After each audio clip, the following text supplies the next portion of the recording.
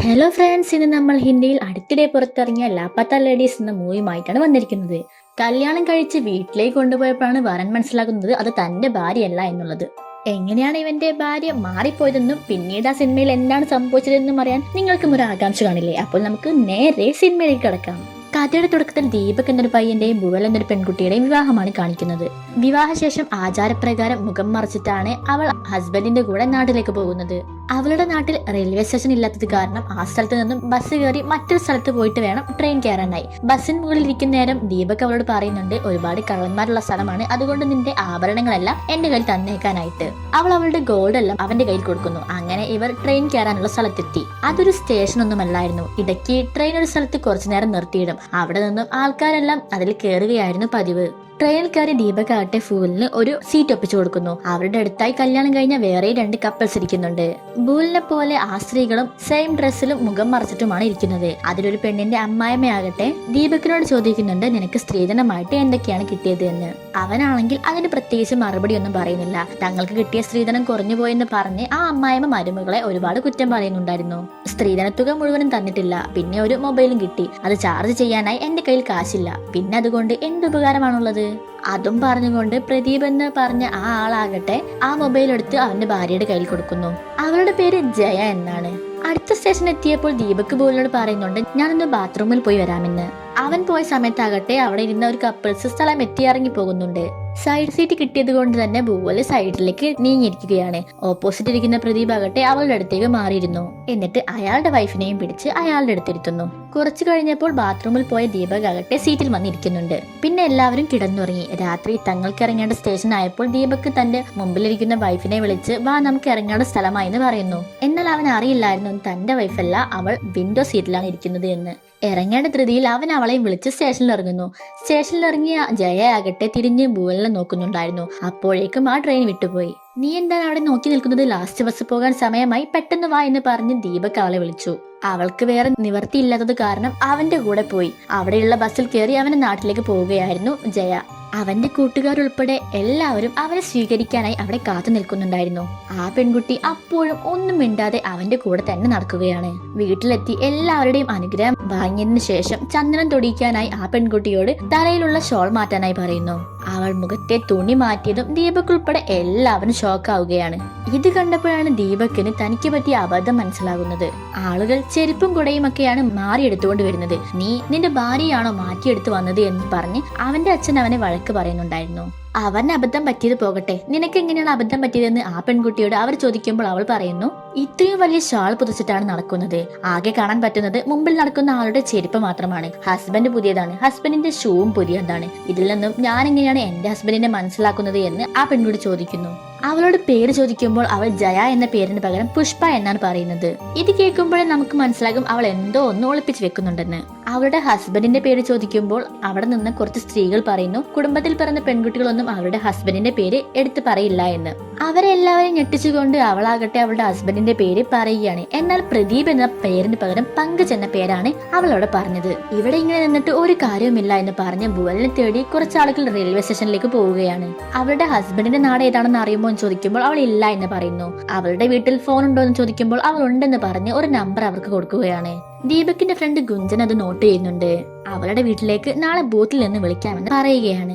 ദീപകിന്റെ അമ്മ അവളോട് പറയുന്നു, തൽക്കാലം നീ ഇന്ന് എന്റെ മൂത്ത മരുമകൾ പൂനത്തിന്റെ കൂടെ കിടന്നോ, അവളുടെ ഹസ്ബൻഡ് നാട്ടിലില്ല, പുറത്താണ് ജോലി ചെയ്യുന്നത് എന്ന്. അതേസമയം ഇവിടെ പ്രദീപ് ആകട്ടെ തന്റെ നാടായ പത്തില എന്ന സ്ഥലത്താണ് ട്രെയിൻ ഇറങ്ങുന്നത്. അവൻ തൊട്ടടുത്തിരിക്കുന്നത് തന്റെ വൈഫാണെന്ന് വിചാരിച്ച് അവളെയും തട്ടി വിളിച്ചുകൊണ്ട് പുറത്തേക്ക് ഇറങ്ങുന്നു. ഇറങ്ങിയ ഉടനെ തന്നെ അവൻ സ്പീഡിൽ നടന്നു പോയി. ബൂവൽ സ്റ്റേഷനിൽ ഇറങ്ങിയപ്പോൾ തൊട്ടടുത്ത് ആരെയും കാണാത്തത് കൊണ്ട് തന്നെ അവൾ തലയിലെ തുണി മാറ്റുന്നു. അവിടെ എല്ലായിടത്തും നോക്കിയിട്ട് അവൾക്ക് ദീപകിനെ കാണാൻ സാധിച്ചില്ല. ഈ സമയം നീ എന്താണ് ഇവിടെ ചെയ്തുകൊണ്ടിരിക്കുന്നത് എന്ന് ചോദിച്ചുകൊണ്ട് പ്രദീപ് അവിടേക്ക് വരുന്നു. അപ്പോഴാണ് അത് തന്റെ വൈഫല്ല എന്നുള്ള കാര്യം പ്രദീപിന് മനസ്സിലാകുന്നത്. അവൻ അവിടെ എല്ലാ സ്ഥലത്തും ജയയെ അന്വേഷിച്ച് നടക്കാൻ തുടങ്ങി. ഭുവലാകട്ടെ തന്റെ ഭർത്താവ് ദീപകിനെയും. ഭുവലിന്റെ അടുത്ത് പോയി പ്രദീപ് ചോദിക്കുന്നു, നിനക്ക് എന്റെ എന്തെങ്കിലും സഹായം വേണമോ എന്ന്. പക്ഷെ അയാളുടെ സംസാരം ഭുവലിന് അത്ര ഇഷ്ടപ്പെടുന്നില്ല. അതുകൊണ്ട് തന്നെ ഒന്നും വേണ്ട എന്ന് പറഞ്ഞ് അവൾ പുറത്തേക്ക് ഇറങ്ങുകയാണ്. എന്നാൽ പുറത്തുള്ള ആൾക്കാരെ കണ്ട് പേടിച്ച് അവൾ വീണ്ടും റെയിൽവേ സ്റ്റേഷന്റെ ഉള്ളിലേക്ക് തന്നെ കടക്കുന്നു. പ്രദീപിനാണെങ്കിൽ തന്റെ വൈഫിനെ കാണാതായതിൽ ഒരു വിഷമവുമില്ലായിരുന്നു. ഇന്നത്തെ ആദ്യ രാത്രി വേറെ ഏതെങ്കിലും പെണ്ണുങ്ങളുടെ കൂടെ ആഘോഷിക്കാമെന്ന് പറഞ്ഞ് അവൻ അവിടെ നിന്നും പോവുകയാണ്. ഇതേ സമയം ദീപകിന്റെ വീട്ടിലാണെങ്കിൽ എല്ലാവരും ഉറങ്ങിക്കഴിഞ്ഞ ശേഷം ജയ പുറത്തേക്ക് വന്ന് അവളുടെ കയ്യിലുണ്ടായിരുന്ന ഫോണിൽ നിന്നും സിം കാർഡ് ഊരിയെടുത്ത് കത്തിച്ച് കളയുന്നുണ്ട്. ഭൂൽ അന്ന് രാത്രി മുഴുവൻ അവിടുത്തെ ടോയ്ലറ്റിൽ ഇരുന്നാണ് ഉറങ്ങിയത്.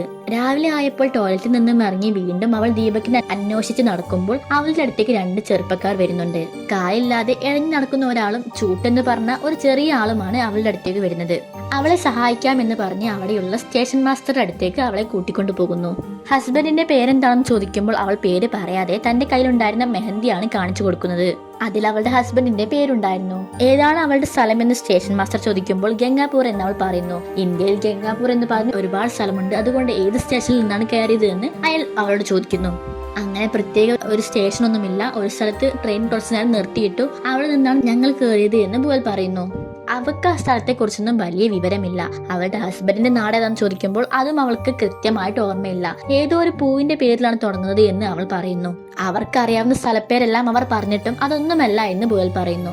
കള്ളന്മാര് കൊണ്ടുപോകാതിരിക്കാൻ തന്റെ സ്വർണ്ണമെല്ലാം ഭർത്താവ് വാങ്ങി വെച്ച വിവരം അവൾ അവരോട് പറയുമ്പോൾ അവർ ഇങ്ങനെയും പറയുന്നുണ്ട്, ചിലപ്പോൾ നിന്റെ സ്വർണ്ണമെല്ലാം അടിച്ചു മാറ്റി നിന്നെ ഉപേക്ഷിച്ച് പോയതായിരിക്കാം ആ ഭർത്താവെന്ന്. എന്നാൽ അവൾ അതൊന്നും വിശ്വസിക്കുന്നില്ല.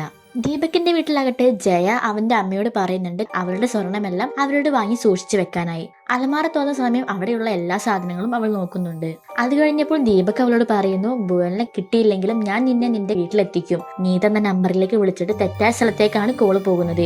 പിന്നീട് അവൻ അവന്റെ ഫ്രണ്ടായ ഗുഞ്ചിനെയും കൂട്ടി പോലീസ് സ്റ്റേഷനിൽ പോയി തന്റെ വൈഫ് മിസ്സായതിന്റെ പേരിൽ ഒരു കംപ്ലൈന്റ് കൊടുക്കുന്നുണ്ട്. അവളുടെ ഒരു ഫോട്ടോ പോലും അവന്റെ കയ്യിൽ ഉണ്ടായിരുന്നില്ല. കല്യാണത്തിനെടുത്ത അവളുടെ മുഖം മറച്ചൊരു ഫോട്ടോ മാത്രമേ അവന്റെ കയ്യിൽ ഉണ്ടായിരുന്നുള്ളൂ. മുഖം പോലും കാണാതെ എങ്ങനെയാണ് അയാളെ കണ്ടുപിടിക്കുക എന്ന് പോലീസുകാരൻ ചോദിക്കുമ്പോൾ തന്റെ വൈഫിന് പകരം പുഷ്പ എന്നൊരു പെൺകുട്ടിയാണ് താൻ കൂട്ടിക്കൊണ്ടു വന്നത് എന്നുള്ള കാര്യം അവൻ പറയുമ്പോൾ, എന്നാൽ ഒരു കാര്യം ചെയ്യും, നാളെ അവളെയും കൂട്ടി സ്റ്റേഷനിലേക്ക് വരാനായി പോലീസുകാരൻ പറയുന്നു. ഇദ്ദേഹത്തിന്റെ പേര് ശ്യാം എന്നായിരുന്നു. അതിനുശേഷം ദീപക് പറയുന്ന വിവാഹശേഷം 2 ദിവസം അവരുടെ കുടുംബക്ഷേത്രത്തിൽ ഒരു പൂജയ്ക്കായി ഞാനും പോലും അവിടെ തന്നെ നിന്നിട്ടുണ്ടായിരുന്നു. ബാക്കി എല്ലാവരും നാട്ടിലേക്ക് തിരിച്ചു പോയിരുന്നു. ഇന്നലെ ഞങ്ങൾ 2 പേരും മാത്രം വീട്ടിലേക്ക് തിരിച്ചു വരുന്ന സമയമാണ് അവളെ എനിക്ക് നഷ്ടമായത്. അങ്ങനെ സ്റ്റേഷനിൽ കംപ്ലൈന്റും കൊടുത്ത് വീട്ടിലേക്ക് തിരിച്ചു വന്നപ്പോഴാകട്ടെ വീട്ടിലാകെ ബഹളം. പുഷ്പയെ കാണാനില്ല. അമ്പലത്തിലേക്കാണെന്ന് പറഞ്ഞ് അവൾ ഇറങ്ങിയിട്ട് 5 മണിക്കൂർ കഴിഞ്ഞിട്ടും അവൾ തിരിച്ചു വന്നിട്ടില്ല. എല്ലാവരും അന്വേഷിച്ചിട്ടും എവിടെയും അവളെ കണ്ടെത്താനായില്ല. എന്നാൽ കുറച്ചു സമയം കഴിയുമ്പോൾ അവൾ തിരിച്ചു വരുന്നു. ഞാൻ അമ്പലത്തിൽ തന്നെ ഉണ്ടായിരുന്നു എന്നും ഞാൻ മുഖം മറച്ചത് കാരണമായിരിക്കാം നിങ്ങൾ ആരും എന്നെ കാണാത്തത് എന്നും അവൾ അവരോട് പറയുന്നു. ചോട്ടു ആകട്ടെ ഭുവലിനെ അവിടെ കട നടത്തിയിരുന്ന മഞ്ജുബായി എന്നൊരു സ്ത്രീയുടെ അടുത്തേക്ക് കൂട്ടിക്കൊണ്ടു പോകുന്നു. അവൾ പറഞ്ഞ കഥയെല്ലാം കേട്ട് കഴിഞ്ഞപ്പോൾ ആ സ്ത്രീയും വിചാരിച്ചിരുന്നത് അവളുടെ ഹസ്ബൻഡ് സ്വർണ്ണമെല്ലാം എടുത്ത് അവളെ ഉപേക്ഷിച്ചു പോയതെന്നാണ്. അവളുടെ ഹസ്ബൻഡിന്റെ സ്ഥലപ്പേര് പോലും അവൾക്കറിയില്ലായിരുന്നു. എന്നാൽ നിനക്ക് നിന്റെ നാട്ടിലേക്ക് തിരിച്ചു പോയിക്കൂടെ എന്ന് ആ സ്ത്രീ ചോദിക്കുമ്പോൾ ഞാൻ അങ്ങനെ ചെയ്യുന്നത് തെറ്റാണെന്നും മാത്രമല്ല ഇത് എന്റെ വീട്ടുകാർക്ക് എല്ലാവർക്കും നാണക്കേടുണ്ടാക്കുമെന്നും ഭുവൽ പറയുന്നു. കുടുംബത്തിൽ പിറന്ന നല്ലൊരു പെൺകുട്ടി ഒരിക്കലും ഭർത്താവില്ലാതെ അവളുടെ വീട്ടിലേക്ക് തിരിച്ചു പോകില്ല. ഇത് കേട്ട് ചിരിച്ചുകൊണ്ട് മഞ്ജുബായി അവളോട് പറയുന്നു, നിന്നെ എല്ലാവരും വിഡ്ഢിയാക്കിക്കൊണ്ടിരിക്കുകയാണ്. ഇംഗ്ലീഷിൽ അതിന് ഫ്രോഡ് എന്ന് പറയും. നിന്നെ പറഞ്ഞിട്ട് കാര്യമില്ല. കാലങ്ങളായി സ്ത്രീകളെ ഇതുപോലെ ഓരോന്ന് പറഞ്ഞ് പറ്റിച്ചു കൊണ്ടിരിക്കുകയാണ്. നിന്നെ ആരും പറ്റിച്ചിട്ടില്ല എന്നും ഫ്രോഡ് ആക്കിയിട്ടില്ല എന്നും അവൾ പറയുന്നു. എന്നെ എന്റെ അമ്മ നന്നായിട്ട് തന്നെയാണ് വളർത്തിയത്. എനിക്ക് വീട്ടിലെ എല്ലാ ജോലികളും ചെയ്യാൻ അറിയാം. ചിരിച്ചുകൊണ്ട് മഞ്ജുബായി പറയുന്നു, അതെ, എല്ലാ ജോലിയും ചെയ്യാൻ അറിയാം, എന്നാൽ തിരിച്ച് വീട്ടിലേക്ക് പോകാനുള്ള വഴി അറിയില്ല. നിന്റെ അമ്മ നിന്നെ നല്ല ഫൂളാക്കിയിട്ടാണ് വളർത്തിയിരിക്കുന്നത്. അത് അംഗീകരിക്കാൻ നീ തയ്യാറാകുന്നില്ല എന്ന് പറയുന്നത് അതിനേക്കാൾ വലിയ മണ്ടത്തരമാണ്. അതേസമയം പ്രദീപും ജയയുടെ മിസ്സിംഗ് പോലീസ് സ്റ്റേഷനിൽ കംപ്ലൈന്റ് ചെയ്യുന്നുണ്ട്. വീട്ടിലെത്തിയ ജയ ആണെങ്കിൽ ആരും കാണാതെ അവൾ അലമാരിൽ നിന്നെടുത്ത റേഷൻ കാർഡ് തിരിച്ച് അവിടെ കൊണ്ടുവെക്കുന്നു. തന്റെ റൂമിലേക്ക് പോകുന്ന വഴി അവളോട് ദീപക് പറയുന്നുണ്ട്, നാളെ നീയും സ്റ്റേഷനിലേക്ക് വരണമെന്ന്. ഭുവലിനെ കാണാതായ വിവരം ഇപ്പോഴും അവളുടെ വീട്ടിൽ അവർ അറിയിച്ചിട്ടില്ല. ദീപക് ആണെങ്കിൽ വിവാഹശേഷം അവളുടെ കൂടെ ചിലവഴിച്ച ആ 2 ദിവസത്തെ കുറിച്ച് ആലോചിക്കുകയാണ്. അവൻ അവളെ ഒത്തിരി ഇഷ്ടമായിരുന്നു. അതെല്ലാം ഓർത്തപ്പോൾ അവന് ശരിക്കും സങ്കടം തോന്നി. ഇവിടെ ശ്യാമിന്റെ പോലീസ് സ്റ്റേഷനിലേക്കും പ്രദീപ് രജിസ്റ്റർ ചെയ്ത ജയയുടെ മിസ്സിംഗ് കേസ് വരുന്നുണ്ട്. ദീപക് സഞ്ചരിച്ചതും പ്രദീപ് സഞ്ചരിച്ചതും ഒരേ ട്രെയിനാണെന്ന് മനസ്സിലായപ്പോൾ ദീപകിന്റെ വീട്ടിലുള്ളത് ജയ ആയിരിക്കാമെന്ന് ഇവർക്ക് ഡൗട്ട് തോന്നി. അങ്ങനെ ശ്യാം ആ സ്റ്റേഷനിലേക്ക് വിളിച്ച് അന്വേഷിക്കുമ്പോൾ ജയയുടെ ഹസ്ബൻഡിന്റെ പേര് പ്രദീപ് എന്നാണ് പറയുന്നത്. എന്നാൽ ഇവിടെയുള്ള പെൺകുട്ടിയാകട്ടെ പുഷ്പയും അവളുടെ ഹസ്ബൻഡിന്റെ പേര് പങ്കജും എന്നാണ് പറഞ്ഞിരിക്കുന്നത്. ജയയെ കാണാതായപ്പോൾ അവളുടെ ദേഹത്ത് സ്വർണവും ഒരു മൊബൈൽ ഫോണും ഉണ്ടെന്ന് ആ സ്റ്റേഷനിൽ നിന്ന് ശ്യാമിന് വിവരം കിട്ടുന്നു. വിവാഹശേഷം സ്വർണവുമായി കടന്നു കളയുന്ന ഒരുപാട് പെൺകുട്ടികളുണ്ട്. ഇത് അങ്ങനെയുള്ള ഒരു കേസായിരിക്കാമെന്ന് ശ്യാമിന് തോന്നുന്നു. അതിനുശേഷം ഭുവലാകട്ടെ ചോട്ടുവിന്റെ കൂടെ അവരുടെ റൂമിലേക്ക് പോവുകയാണ്. അവിടെ ചെന്നപ്പോഴാണ് ആ കാലിന് വയ്യാത്ത ആള് അഭിനയിക്കുകയായിരുന്നു എന്നുള്ളത് അവൾക്ക് മനസ്സിലാകുന്നത്. നീ ഇവിടെ ഒന്നുകൊണ്ട് പേടിക്കണ്ട എന്ന് പറഞ്ഞ് ചോട്ടു അവൾക്ക് കിടക്കാനായുള്ള സ്ഥലം കാണിച്ചു കൊടുക്കുന്നു. അന്ന് രാത്രി ജയ ആകട്ടെ അവളുടെ ഫോണിലേക്ക് പുതിയൊരു സിം എടുത്തതായി കാണിക്കുന്നു. ഇതിൽ നിന്നും നമുക്കൊരു കാര്യം മനസ്സിലാക്കാം, അവളെ നേരത്തെ 5 മണിക്കൂറോളം കാണാതായിരുന്നില്ലേ, അതവൾ സിം മേടിക്കാനായി പോയതായിരുന്നു. പിറ്റേന്ന് രാവിലെ ഭുവൽ എഴുന്നേറ്റ് മഞ്ജുബായിയുടെ കടയിലേക്ക് പോകുന്നു. അവിടെ സ്ഥിരമായി സമൂസ കഴിക്കാനായി വരുന്ന ഒരാളുണ്ടായിരുന്നു. അയാൾ ചട്നി കൂടുതൽ എടുക്കുന്നത് കണ്ട് മഞ്ജുബായി അയാളെ വഴക്ക് പറഞ്ഞുകൊണ്ടിരിക്കുകയായിരുന്നു. അന്ന് മുതൽ മഞ്ജുബായി സഹായിക്കാൻ ഭുവലും കൂടെ കൂടി. ഇവിടെ ജയ ആകട്ടെ പൂനത്തിനോട് സംസാരിക്കുമ്പോൾ പൂനവും അവളുടെ ഹസ്ബൻഡിന്റെ പേര് അവളുടെ നാവ് കൊണ്ട് പറയാറില്ല എന്ന് ജയ അറിയുന്നു. ഇത്രയും നല്ല പേര് അവർക്കെല്ലാം ഉണ്ടായിട്ടും എന്തുകൊണ്ടാണ് നമ്മൾ ആരും അവരുടെ പേര് പറയാത്തത് എന്ന് ജയ അവളോട് ചോദിച്ചുകൊണ്ടിരിക്കുന്നു. അതിനിടെ ജയ ആകട്ടെ അവളുടെ കയ്യിൽ ജയ എന്ന് അവൾ പച്ച കുത്തിയത് ശ്രദ്ധിക്കുന്നു. അവിടെയുള്ള ആരും തന്നെ അത് കാണാതിരിക്കാനായി അവൾ അത് മറച്ചു വെക്കുന്നു. പിറ്റേന്ന് സ്റ്റേഷനിലേക്ക് ദീപക് ജയയും കൂട്ടി പോകുന്നുണ്ട്. അവള് തന്റെ വീട്ടിലെ ആളെന്ന് പറഞ്ഞു കൊടുത്ത നമ്പർ ആകട്ടെ വിളിക്കുമ്പോൾ വേറെ ഏത് സ്ഥലത്തേക്കാണ് പോകുന്നത്. നീ എന്തെങ്കിലും മറച്ചു വെക്കുന്നുണ്ടോ എന്ന് ശ്യാം അവളോട് ചോദിക്കുന്നു. ഇങ്ങനെ മുഖം കാണിക്കാതിരുന്നിട്ട് ഒരു കാര്യവുമില്ല, നിന്റെ ഫേസ് ഞങ്ങൾക്ക് എന്തായാലും കാണണം. അങ്ങനെ അവൾ അവളുടെ മുഖം കാണിക്കുന്നു. പ്രദീപ് കൊടുത്ത കംപ്ലൈന്റിലാകട്ടെ തന്റെ വൈഫിന്റെ കയ്യിൽ ജയ എന്ന് പേരുള്ളതായിട്ട് പറഞ്ഞിട്ടുണ്ടായിരുന്നു. അവളോട് അവളുടെ കൈ കാണിക്കാൻ പറയുമ്പോൾ ഇവൾ ജയ എന്നുള്ള പേര് തിരുത്തി ശ്രേയ എന്നാക്കിയിരുന്നു. തന്റെ പേര് പുഷ്പ എന്നല്ലേ പറഞ്ഞത്, പിന്നെ എന്താണ് ശ്രേയ എന്ന് പച്ച കുത്തിയത് എന്ന് പോലീസുകാരൻ ചോദിക്കുമ്പോൾ തന്റെ മുത്തച്ഛൻ ചെറുപ്പത്തിൽ ശ്രേയ എന്നായിരുന്നു തന്നെ വിളിച്ചത് എന്നും അതുകൊണ്ടാണ് ശ്രേയ എന്ന് പച്ച കുത്തിയത് എന്നും ജയ പറയുന്നു. അവളാണെങ്കിൽ അവളുടെ ഗ്രാമത്തിന്റെ പേര് പോലും തെറ്റായിട്ടാണ് പറയുന്നത്. അങ്ങനെ ഒരു ഗ്രാമത്തെ കുറിച്ച് ആരും തന്നെ കേട്ടിട്ടുണ്ടായിരുന്നില്ല. നീ പറയുന്നത് പോലെ പങ്കജാണ് നിന്റെ ഹസ്ബൻഡ് എങ്കിൽ അങ്ങനെ ഒരാള് ഇതുവരെയായിട്ടും നിന്നെ കാണാനില്ല എന്ന് പറഞ്ഞ് റിപ്പോർട്ട് ചെയ്തിട്ടില്ല. അതിനെക്കുറിച്ചൊന്നും എനിക്കറിയില്ല എന്ന് ജയ പറയുന്നു. അവളുടെ ഫോട്ടോ എടുക്കാൻ കോൺസ്റ്റബിളിനോട് ശ്യാം പറയുമ്പോൾ അവളാകട്ടെ വീണ്ടും മുഖം മറയ്ക്കുന്നു. ഞങ്ങളുടെ ആചാരപ്രകാരം ഇങ്ങനെ മുഖം കാണിച്ച് ഫോട്ടോ എന്നെടുക്കാൻ പറ്റില്ല എന്ന് അവൾ പറയുന്നു. ഓരോ ഗ്രാമവാസികളുടെ ആചാരമല്ലേ, അതെല്ലാം നമ്മൾ തകർക്കാൻ ശ്രമിച്ചാൽ വലിയ പ്രശ്നമുണ്ടാകുമെന്ന് കോൺസ്റ്റബിൾ ശ്യാമിനോട് പറയുന്നു. അത് കാരണം അവളുടെ മുഖം കാണുന്ന രീതിയിലുള്ള ഫോട്ടോസ് ഒന്നും അവരെടുക്കുന്നില്ല. പകരം അവളുടെ തമ്പ് ഇംപ്രഷൻ മാത്രമാണ് അവരെടുക്കുന്നത്. പോകാൻ നേരം ശ്യാം അവളെ ജയ എന്ന് വിളിക്കുമ്പോൾ അവൾ തിരിഞ്ഞു നോക്കുന്നുണ്ട്. ആ സമയം പെട്ടെന്ന് അവൾ പറയുന്നു, ഞാൻ എന്റെ വള എടുക്കാനായി വന്നതാണെന്ന്. ടാറ്റു കാണിക്കാനായി അവൾ നേരത്തെ ആ വള അവൾ ഊരി വെച്ചിട്ടുണ്ടായിരുന്നു. പക്ഷേ ശ്യാമിന് മനസ്സിലായി അത് ജയ തന്നെയാണെന്നുള്ളത്. ഇവിടെ ഭുവലാകട്ടെ അന്ന് രാത്രി മഞ്ജുബായിയുടെ വീട്ടിലേക്കാണ് പോകുന്നത്. അവൾ അപ്പോഴും തന്റെ വിവാഹ വസ്ത്രം അഴിച്ചു വെക്കാൻ തയ്യാറല്ലായിരുന്നു. മഞ്ജുബായിയുടെ കുടുംബത്തെ കുറിച്ച് ചോദിക്കുമ്പോൾ മഞ്ജുബായി പറയുന്നുണ്ട്, താൻ അധ്വാനിച്ചത് കൊണ്ടാണ് തന്റെ ഹസ്ബൻഡ് ഇപ്പോൾ ജീവിച്ചിരിക്കുന്നത്. അവസാനം എന്റെ കാശ് കൊണ്ട് വെള്ളമടിച്ച് അയാൾ എന്നെ തന്നെ അടിക്കാൻ തുടങ്ങി. അങ്ങനെ ഞാൻ എന്റെ മക്കളെയും ഹസ്ബൻഡിനെ എല്ലാം ഈ വീട്ടിൽ നിന്നും അടിച്ചിറക്കി. നാളെ കടയിൽ വെക്കാനായി മധുരമുള്ള എന്തെങ്കിലും പലഹാരം ഉണ്ടാക്കാമെന്ന് അവൾ പറയുന്നു. അങ്ങനെ പിറ്റേ ദിവസമാകട്ടെ അവളുണ്ടാക്കിയ ഡിഷ് മഞ്ജുബായി ആദ്യം ടേസ്റ്റ് ചെയ്യുന്നില്ല. സ്ഥിരമായി സമൂസ കഴിക്കാൻ വരുന്ന ആ ആൾക്കാണ് ആദ്യമായി അത് കൊടുക്കുന്നത്. എന്താണ് നിങ്ങളത് ടേസ്റ്റ് ചെയ്യാത്തത് എന്ന് ഭുവൽ ചോദിക്കുമ്പോൾ അങ്ങനെ മധുരം കഴിക്കാനുള്ള സന്തോഷമൊന്നും എന്റെ ജീവിതത്തിൽ ഇല്ല എന്ന് മഞ്ജുബായി പറയുന്നു. അവളുണ്ടാക്കിയ ഡിഷ് ആകട്ടെ എല്ലാവർക്കും വളരെ ഇഷ്ടപ്പെട്ടു. മറ്റൊരിടത്താണെങ്കിൽ ജയ എന്തോ ഒരു വലിയ പ്ലാനിങ്ങിലാണ്. അവളെ ഫോളോ ചെയ്ത് ശ്യാമും കോൺസ്റ്റബിളും നടക്കുന്നുമുണ്ട്. അവളുടെ മുഖം കാണുന്ന ഒരു ഫോട്ടോ എങ്കിലും അവർ എടുക്കാൻ ശ്രമിക്കുന്നു. അവളുടെ കയ്യിൽ മൊബൈൽ ഫോൺ ഉണ്ടെന്നും അവൾ ആരെയോ ഇടയ്ക്ക് വിളിക്കാറുണ്ടെന്നുള്ളതും അവർക്ക് മനസ്സിലായി. അവളുടെ കയ്യിലുണ്ടായിരുന്ന ഒരു വള അവൾ വിറ്റ് കാശാക്കുന്നു. അവൾ ഒരു കമ്പ്യൂട്ടർ സെന്ററിൽ കയറി എന്തോന്ന് സെർച്ച് ചെയ്യുന്നുണ്ടായിരുന്നു. എന്നാൽ ഇവരത് ചെക്ക് ചെയ്ത് നോക്കുമ്പോൾ അവൾ ഇറങ്ങുന്നതിന് മുമ്പേ സെർച്ച് ഹിസ്റ്ററി എല്ലാം ക്ലിയർ ചെയ്തിട്ടുണ്ടായിരുന്നു. പിന്നീട് പോസ്റ്റ് ഓഫീസിൽ പോയി ആരുടെ പേരിൽ കുറച്ച് മണി ഓർഡർ അയക്കുന്നു. എവിടേക്കോ പോകാനായിട്ടുള്ള ബസ് ടിക്കറ്റും എടുക്കുന്നുണ്ട്. അവൾ നാട് വിടാനുള്ള പ്ലാനിങ്ങിലാണെന്ന് അവർക്ക് മനസ്സിലായി. ഇതിനിടെ ദീപകിന്റെ ഫ്രണ്ട് കുഞ്ചനുമായി അവൾ ചങ്ങാത്തത്തിലായിട്ടുണ്ടായിരുന്നു. അങ്ങനെ സംസാരിച്ചുകൊണ്ടിരിക്കുന്ന സമയത്ത് അവൾ ദീപകിന്റെ അച്ഛനോട് പറയുന്നുണ്ട്, ഇവിടെ ഉപയോഗിക്കുന്ന കീടനാശിനി ഇവിടത്തെ വിളകളെ നശിപ്പിക്കാൻ തുടങ്ങിയിരിക്കുന്നു. പിന്നെ കീടങ്ങളെല്ലാം കൈകൊണ്ട് അടിച്ചു കൊല്ലുമോ എന്ന് അവർ ചോദിക്കുമ്പോൾ അവൾ പറയുന്നുണ്ട്, നാച്ചുറലായി കീടങ്ങളെല്ലാം നശിപ്പിക്കാൻ ഒരു വഴിയുണ്ടെന്ന്. അവൾക്ക് അതിലൊക്കെ നല്ല അറിവുണ്ടായിരുന്നു. അതിനെക്കുറിച്ചെല്ലാം അവൾ സംസാരിക്കുന്നത് കണ്ട് എല്ലാവരും അന്തം വിട്ട് നോക്കി നിൽക്കുകയായിരുന്നു. നീ ഇതൊക്കെ പഠിച്ചിട്ടുണ്ടോ എന്ന് ചോദിക്കുമ്പോൾ എനിക്ക് അത്രയ്ക്കൊന്നും അറിയില്ല, എന്റെ അച്ഛനും ഇതുപോലെ തന്നെ ഒരു പാഠമുണ്ടായിരുന്നു എന്ന് അവൾ പറയുന്നു. ഇവിടെ ശ്യാമും കോൺസ്റ്റബിളും എടുത്ത ഫോട്ടോ നോക്കുമ്പോഴാകട്ടെ ഒന്നിലും തന്നെ ജയയുടെ ഫേസ് വ്യക്തമായിട്ടുണ്ടായിരുന്നില്ല. അങ്ങനെ ഇരിക്കെ പൂനത്ത് തന്റെ ഹസ്ബൻഡിന്റെ ഒരു ചിത്രം വരച്ചത് ജയ കാണുന്നുണ്ട്. തന്റെ ഹസ്ബൻഡിന്റെ ആകെ ഉണ്ടായിരുന്ന ചിത്രം റേഷൻ കാർഡിന് വേണ്ടി കൊടുത്തു. അതുകൊണ്ട് അദ്ദേഹത്തിനെ ഓർത്തിരിക്കാൻ വേണ്ടി താൻ ഒരു ചിത്രം വരച്ചതാണെന്ന് പൂനത്ത് അവളോട് പറയുന്നു. അവൾക്ക് വരയ്ക്കാൻ നല്ല കഴിവുണ്ടെന്ന് മനസ്സിലാക്കിയതും ഈ കഴിവ് എന്താണ് നീ പ്രയോജനപ്പെടുത്തത് എന്ന് അവളോട് ചോദിക്കുന്നു. ഇതൊക്കെ ഇവിടെ ആര് നോക്കാനാണെന്ന് അവൾ തിരിച്ചു ചോദിക്കുന്നു. പിറ്റേന്ന് കുഞ്ചനും ജയയും കൂടെ കീടങ്ങൾ അകറ്റാനായി വലിയ കെമിക്സ് സ്ഥാപിക്കുന്നുണ്ട്. ഇതെല്ലാം ഒളിഞ്ഞു കാണുകയായിരുന്ന ശ്യാം പറയുന്നു അവൾ അടുത്ത പയ്യനെ വലയിലാക്കുകയാണെന്ന്. ഇവിടെ മഞ്ജുബായിയുടെ കൂടെ കൂടി നല്ലത് നല്ലതുപോലെ കച്ചവടം ചെയ്യാനായി ഭുവൽ പഠിച്ചിരുന്നു. ദീപകിനെ കണ്ടുകിട്ടിയാൽ താനും അദ്ദേഹത്തിന്റെ കൂടെ കൂടി എന്തെങ്കിലും സഹായിക്കുമെന്ന് അവൾ പറയുന്നു. നമ്മൾ സ്ത്രീകളെ എന്തുകൊണ്ട് പണിയെടുപ്പിക്കുന്നില്ല എന്ന് അവൾ മഞ്ജുബായിയോട് ചോദിക്കുമ്പോൾ മഞ്ജുബായി പറയുന്നുണ്ട്, സ്ത്രീകൾക്ക് പ്രസവിക്കാനും അറിയാം, കുട്ടികളെ നന്നായി വളർത്താനും അറിയാം, കൃഷി ചെയ്യാനും അറിയാം, അത് വെച്ച് ആഹാരം പാകം ചെയ്യാനും അറിയാം. ചുരുക്കം പറഞ്ഞാൽ അവർക്ക് ജീവിക്കാൻ ആണുങ്ങളുടെ സഹായം വേണ്ട. എന്നാൽ ഈ സത്യം പെണ്ണുങ്ങൾ തിരിച്ചറിഞ്ഞാൽ പിന്നെ ആണുങ്ങളുടെ കാര്യം കട്ടപുകയാണ്. അതുകൊണ്ട് ഒരിക്കലും സ്ത്രീകളെ ഇത് മനസ്സിലാക്കാൻ അവർ അനുവദിക്കില്ല. ഇവിടെ ദീപകിന്റെ വീട്ടിലാകട്ടെ അന്നൊരു സ്പെഷ്യൽ ഡിഷ് ഉണ്ടാക്കിയിരുന്നു. ആ ഡിഷ് ദീപകിന്റെ അമ്മയ്ക്ക് ഒത്തിരി ഇഷ്ടമായിരുന്നു. കാലങ്ങൾക്ക് ശേഷമാണ് ആ ഡിഷ് അവർ ഉണ്ടാക്കിയത്. ദീപകിനും അവന്റെ അച്ഛനും ഇത് ഇഷ്ടമില്ലാത്തത് കാരണം താനത് ഉണ്ടാക്കാറില്ല എന്ന് അമ്മ പറയുമ്പോൾ, നിങ്ങൾക്ക് ഇഷ്ടമില്ല, നിങ്ങൾക്ക് ഉണ്ടാക്കിക്കൂടെ എന്ന് ജയ ചോദിക്കുന്നു. സ്ത്രീകളുടെ ഇഷ്ടത്തിനാണോ ആരെങ്കിലും ഫുഡ് ഉണ്ടാക്കുന്നത്? എല്ലാം ആണുങ്ങളുടെ ഇഷ്ടത്തിനല്ലേ ചെയ്യാറ് എന്ന് അവർ പറയുന്നു. ജയ ആകട്ടെ പൂനത്തിന് ഡ്രോയിങ് ചെയ്യാനുള്ള സാധനങ്ങളെല്ലാം കൊടുക്കുന്നുണ്ട്. ജയ വന്നതിന് ശേഷമായിരുന്നു പൂനത്തിനെ ഇത്രയും ചിരിച്ച് സന്തോഷവതിയായി കാണുന്നത്. ഇവിടെ ഭുവലിനെ കാണാത്ത വിഷമത്തിൽ അവൻ മദ്യപിച്ചു കൊണ്ടിരിക്കുമ്പോൾ അവന്റെ ഫ്രണ്ട്സ് അവനോട് പറയുന്നുണ്ട്, നീ ഇങ്ങനെ അവളെ ഓർത്ത് മദ്യപിച്ചു കൊണ്ടിരുന്നോ, അവൾ വേറെ ആരുടെയും കൂടെ പോയിട്ടുണ്ടാകുമെന്ന്. ഇതിന്റെ പേരിൽ അവരോട് വഴക്കിട്ടിട്ടാണ് ദീപക് വീട്ടിലേക്ക് പോയിരുന്നത്.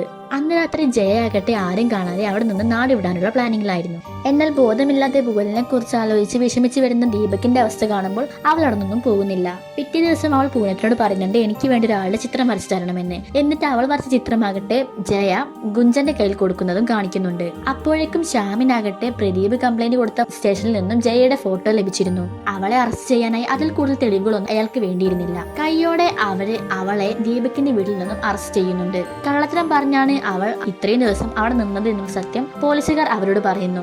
അവളൊരു കള്ളിയാണെന്നും സ്വർണമെല്ലാം എടുത്ത് കടന്നു കളയാനായിരുന്നു അവളുടെ ഉദ്ദേശം പറയുമ്പോൾ ദീപക് ഉൾപ്പെടെ എല്ലാവരും അവളുടെ നേരെ തിരിയുന്നു. അവൾ പറയുന്നത് കേൾക്കാൻ പോലും ആരും കൂട്ടാക്കിയില്ല. അവളെയും കൂട്ടി പോലീസുകാർ സ്റ്റേഷനിലേക്ക് പോകുന്നു. എന്നാൽ കുറെ കഴിയുമ്പോൾ ഗുഞ്ചൻ അവിടേക്ക് വരുമ്പോഴാണ് അവർ സത്യമെല്ലാം മനസ്സിലാക്കുന്നത്. ജയ ആകട്ടെ ഗുഞ്ചന്റെ കയ്യിൽ കൊടുത്തത് പൂനത്ത് വരച്ച ഭുവലിന്റെ ഫോട്ടോ ആയിരുന്നു. വിവാഹം ഉറപ്പിക്കാൻ പോയ സമയത്ത് പൂനത്ത് ഭുവലിനെ കണ്ടിട്ടുണ്ട്. അവളുടെ ഓർമ്മയിലുള്ള മുഖമാണ് അവൾ വരച്ചിരിക്കുന്നത്. അതിൽ ജയയുടെ നമ്പർ സഹിതം കോണ്ടാക്ട് ചെയ്യാനായി എഴുതിയിട്ടുണ്ടായിരുന്നു. ഇത് പോസ്റ്റർ അടിക്കാനാണ് അവൾ എന്നോട് പറഞ്ഞത്. നിന്നെ ഹെൽപ്പ് ചെയ്യാനാണ് അവൾ ശ്രമിച്ചിരുന്നത്. ആ പോസ്റ്റർ ഒരുപാട് സ്ഥലത്ത് അവൻ ഒട്ടിച്ചിട്ടുണ്ടായിരുന്നു. അങ്ങനെ ഒടുവിൽ ആ പോസ്റ്റർ ഭുവലിന്റെ അടുത്തും എത്തുന്നു. ഒരാൾ അതും എടുത്ത് മഞ്ജുബായുടെ കയ്യിൽ കൊടുത്തിട്ട് ചോദിക്കുന്നു, ഇത് ഈ പെൺകുട്ടിയല്ലേ എന്ന്. അവൾ അവളുടെ ഹസ്ബൻഡിന്റെ നാട് ഒരു പൂവിന്റെ പേരിലാണ് തുടങ്ങുന്നത് എന്ന് പറഞ്ഞിട്ടുണ്ടായിരുന്നല്ലോ. അവളുടെ ഹസ്ബൻഡിന്റെ നാടിന്റെ പേര് സൂര്യമുഖി എന്നായിരുന്നു. ഒടുവിൽ ദീപകിന്റെ അടുത്തേക്ക് എത്തുന്നതിനുള്ള സന്തോഷമായിരുന്നു ഭുവലിന്റെ മുഖത്ത്. പോസ്റ്ററിൽ കൊടുത്ത നമ്പറിലേക്ക് വിളിച്ചെങ്കിലും ആരും തന്നെ ഫോൺ എടുത്തില്ല. ഹസ്ബൻഡിന്റെ സ്ഥലം മനസ്സിലാക്കിയ സ്ഥിതിക്ക് അവന്റെ നാട്ടിലേക്ക് അവളെ ട്രെയിൻ കയറ്റിവിടാനായി എല്ലാവരും ശ്രമിക്കുന്നു. അങ്ങനെ ഭുവലാകട്ടെ എല്ലാവരോടും യാത്ര പറഞ്ഞ് അവിടെ നിന്നും ട്രെയിൻ കയറുകയാണ്. ഇവിടെ ജയയുടെ സത്യം മനസ്സിലാക്കിയ ദീപക് ആകട്ടെ നേരെ സ്റ്റേഷനിലേക്ക് ചെല്ലുന്നു. താനിങ്ങനെ ഒളിച്ചു താമസിക്കാനുണ്ടായ കാരണം ജയ അവിടെ വെളിപ്പെടുത്തുകയാണ്. ആൺകുട്ടികളെക്കാൾ നല്ല രീതിയിൽ മാർക്ക് വാങ്ങി പാസ്സായ പെൺകുട്ടിയായിരുന്നു ജയ. അവൾക്ക് തുടർന്ന് ജൈവകൃഷിയെ കുറിച്ച് പഠിക്കണമെന്നായിരുന്നു ആഗ്രഹം. എന്നാൽ അവളുടെ ആഗ്രഹത്തിനെതിരായി അവളുടെ വീട്ടുകാർ അവളുടെ കല്യാണം ഉറപ്പിച്ചു. പഠിക്കണമെന്ന് പറഞ്ഞപ്പോൾ നിന്റെ ഹസ്ബൻഡ് നല്ലവനാ, കല്യാണം കഴിഞ്ഞ ശേഷം അവൻ നിന്നെ പഠിപ്പിക്കുമെന്നാണ് അവർ പറഞ്ഞത്. എന്നാൽ കല്യാണത്തിനിടയിലാണ് അവിടെ വന്ന ബന്ധുക്കളിൽ നിന്നും അവൾ അറിഞ്ഞത് അയാൾ ആദ്യമേ ഒരു വിവാഹം കഴിച്ചിരുന്നു എന്ന്. കുട്ടികൾ ഉണ്ടാകാത്തത് കാരണം അയാളുടെ വൈഫ് തീ കൊളുത്തി ആത്മഹത്യ ചെയ്തു എന്നാണ് പറയുന്നത്. എന്നാൽ അയാൾ അവളെ കൊന്നതാണെന്നും സംശയമുണ്ട്. സ്ത്രീധനത്തിന് കാശ് കുറഞ്ഞുപോയി എന്ന് പറഞ്ഞ് എന്റെ അമ്മയെ അയാൾ വിവാഹത്തിന്റെ അന്ന് നാണം കെടുത്തിയിരുന്നു. അങ്ങനെയുള്ള ഒരാൾ ഒരിക്കലും എന്നെ പഠിക്കാൻ അനുവദിക്കില്ല. നിനക്ക് ഒളിച്ചോടാനായിരുന്നുവെങ്കിൽ കല്യാണത്തിന് മുമ്പേ ഒളിച്ചോടിക്കൂടായിരുന്നോ എന്ന് കോൺസ്റ്റബിൾ ചോദിക്കുമ്പോൾ അവൾ പറയുന്നുണ്ട്, എന്റെ വിധി എന്ന് കരുതി ഞാൻ അയാളുടെ വീട്ടിലേക്ക് പോകാനായി ഒരുങ്ങിയിരിക്കുകയായിരുന്നു. ഞാൻ ഒളിച്ചോടണമെന്ന് വിചാരിച്ചതേ ഇല്ല. എന്നാൽ അന്ന് രാത്രി ദീപക് എന്നെയും കൂട്ടി സ്റ്റേഷനിൽ ഇറങ്ങി. ദൈവമായിട്ട് എനിക്ക് രക്ഷപ്പെടാനായി ഒരു വഴി കണ്ടെത്തി തന്നതാണ്.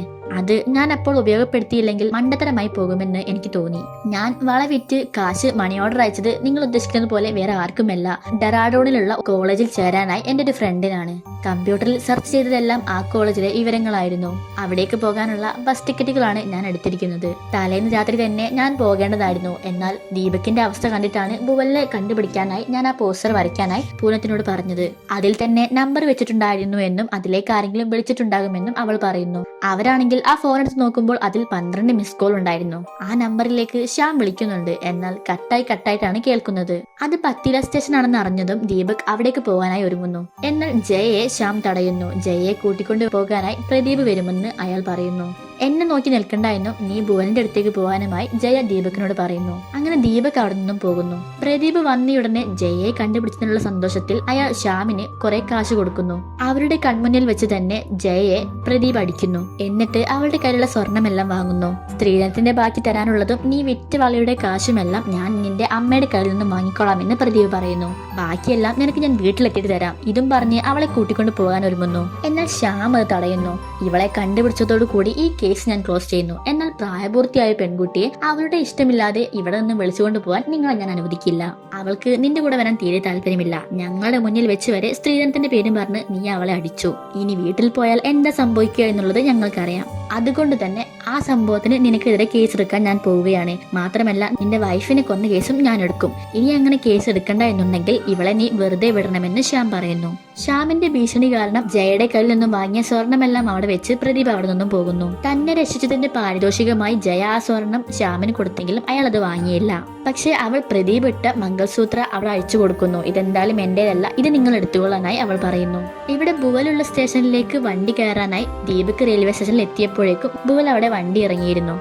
ഭുവൽ ആദ്യമായി അവളുടെ ഹസ്ബൻഡിനെ ദീപക് എന്ന് വിളിക്കുന്നു. തന്റെ വൈഫിനെ കണ്ടുമുട്ടിയ സന്തോഷത്തിൽ അവൻ ഓടിപ്പോയി അവളെ കെട്ടിപ്പിടിക്കുന്നുണ്ട്. ഭുവൽ അവളുടെ ഹസ്ബൻഡിന്റെ അടുത്തെത്തിയ വിവരം അറിഞ്ഞ് മഞ്ജുബായി ആകട്ടെ അവളുണ്ടാക്കിയ സ്വീറ്റ്സ് കഴിക്കുന്നു. അന്ന് ആദ്യമായി അവർക്ക് മധുരം കഴിക്കാനായി അവരുടെ ജീവിതത്തിൽ സന്തോഷകരമായ ഒരു കാര്യമുണ്ടായി. എല്ലാവരുടെയും അനുഗ്രഹത്തോടു കൂടി അവരോടെല്ലാം യാത്ര പറഞ്ഞ് ജയയും പഠിക്കാനായി ഡെറാഡൂണിലേക്ക് പോവുകയാണ്. ഇടയ്ക്ക് കത്തുകൾ അയക്കണമെന്നും ഗുഞ്ചൻ അവളോട് പറയുന്നുണ്ട്. അവർക്ക് പരസ്പരം ഉള്ളിൽ ഒരു സ്നേഹമുണ്ടായിരുന്നു. നിങ്ങൾ ചെയ്ത എല്ലാ സഹായത്തിനും നന്ദി എന്ന് ഭുവൽ അവളോട് പറയുന്നു. അങ്ങനെ തന്റെ സ്വപ്നങ്ങളിലേക്ക് ഉയരാനായി ജയ യാത്ര തുടങ്ങുന്നിടത്ത് ഈ മൂവി അവസാനിക്കുകയാണ്. അനാവശ്യമായ ആചാരങ്ങൾ കൊണ്ടും സ്ത്രീകൾക്ക് വിദ്യാഭ്യാസം നിഷേധിക്കുന്നത് കൊണ്ടുമുണ്ടായ പ്രശ്നങ്ങളാണ് ഇവരുടെ ജീവിതത്തിൽ ഉണ്ടായ ദുരിതങ്ങൾക്ക് കാരണം. ഈ മൂവി നിങ്ങൾക്ക് ഇഷ്ടപ്പെട്ടെങ്കിൽ നിങ്ങളുടെ അഭിപ്രായങ്ങൾ കമന്റ് ബോക്സിൽ രേഖപ്പെടുത്തുക. Okay, by.